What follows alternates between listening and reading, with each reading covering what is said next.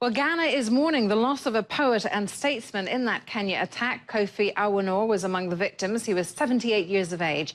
These pictures were being displayed outside his home in Accra. Yesterday, I got a chance to speak to the Ghanaian President John Dramani Mahama about the attack and its impact on the rest of the African continent. I guess that softer targets, are beginning to come into play, like the shopping mall incident. And the fight against this kind of terrorism will take a global partnership, sharing intelligence, sharing experiences and training to be able to deal with it.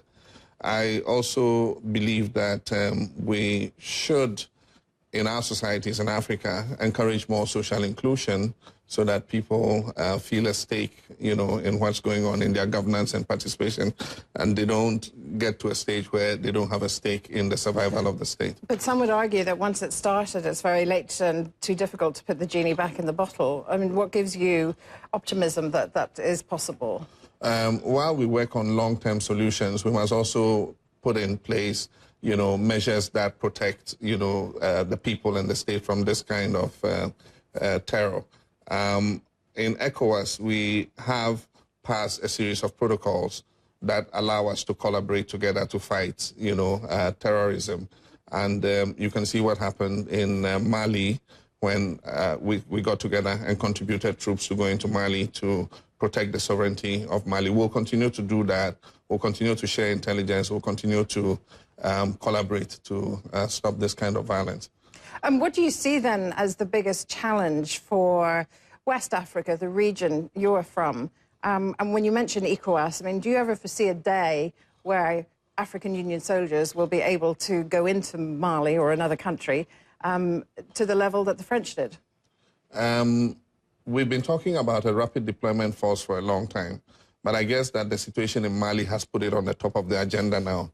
And I guess that we're prioritizing that as an issue we need to deal with continent-wide. And so there's going to be a meeting shortly to discuss putting in place a rapid deployment force to be able to do the kind of rapid intervention that the French did. But certainly all our countries are committed to contributing troops in case of emergency. But often you need a first interventionist force, to stabilize the situation before you inject troops. Mali was a successful operation, and we're going to look at the experience gathered from that and probably apply it in other theaters. Well, I believe that over the years, Africa has been looked at as a continent where, nothing good can come out of. And this perception has been reinforced by the kinds of images that are shown on the international networks, showing children starving, showing a continent racked by HIV/AIDS, showing economies that are stagnated or contracting.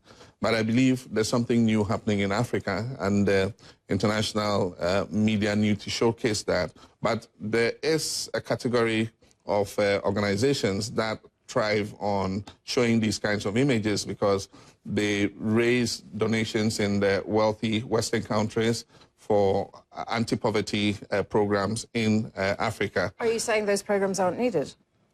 They're needed, but I don't think that the kind of images that they show, are representative of what's going on the continent.